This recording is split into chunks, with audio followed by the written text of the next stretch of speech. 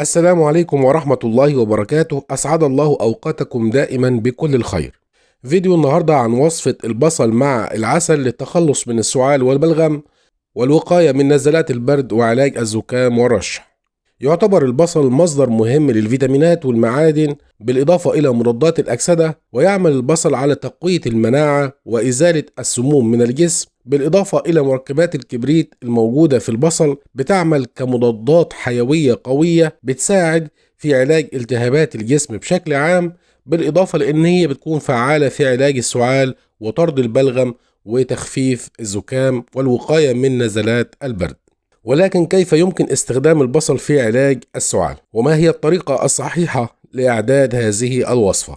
البصل ثلاثة أنواع، منها البصل الأبيض والبصل الأصفر والبصل الأحمر. البصل الأحمر هو الأفضل في علاج أمراض الجهاز التنفسي وعلاج الزكام والسعال والتهاب الشعب الهوائية. يمكن الاستفادة من البصل عن طريق إضافته إلى طبق السلطة، وذلك يساعد كثيرا في الوقاية من العديد من الأمراض. ويمكن كذلك استخدام عصير البصل عن طريق تناول مقدار فنجان من عصير البصل على مدار اليوم، ويتم إعداد هذا العصير بشكل يومي حتى لا يفسد البصل. أما عن وصفة البصل مع العسل، فإن البصل والعسل معا يساعد على تنظيف الشعب الهوائية، كما يقوي المناعة ويهدئ السعال ويساعد بشكل كبير في الوقاية من نزلات البرد. أما عن طريقة التحضير، فيطحن البصل في الخلاط ثم يمزج عصير البصل الناتج مع العسل، ويتم تناول ملعقة منه 3 مرات يوميا، ملعقة كبيرة بعد كل وجبة.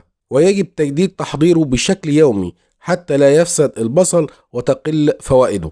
وإضافة العسل إلى البصل يعطيه العديد من الفوائد. بالإضافة إلى فوائد البصل، نستفيد أيضا من فوائد العسل العديدة الذي يعمل كمضاد للبكتيريا ويساعد في مقاومة العديد من الأمراض، هذا بالإضافة إلى تقوية جهاز المناعة. وبكده فيديو النهاردة يكون خلص. أتمنى يكون الفيديو عجبكم.